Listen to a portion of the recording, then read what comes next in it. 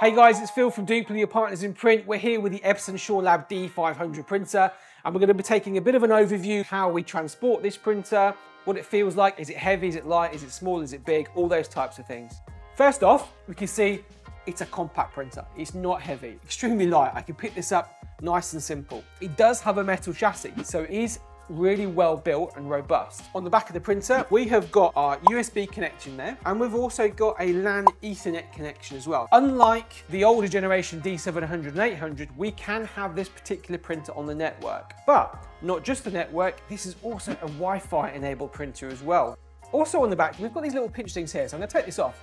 This is our duplex unit. So this will turn our paper for us. So we can produce 6x4 double-sided prints if need be. There may be a postcard market, there may be a greetings card that you could think, actually, that is a market I would quite like to get into. Low cost of entry. Remember, the printer's only £830 plus VAT. Because we've taken the back off, I can now open up the front.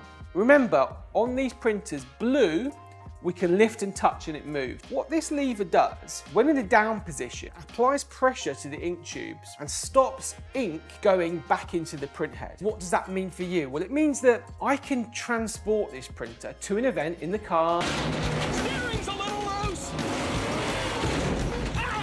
On the bus even, you can lock off those ink tubes. Ink's not gonna flood into the print head. If we plug it in when we get to our event and we start printing, it'll tell us, no, your ink tubes are still locked, you need to unlock, engage, and we start printing again. Really exciting, high quality print, cheap cost per print, perfect for the events market. So take a look at the other videos on the Epson D500, press like, cheers.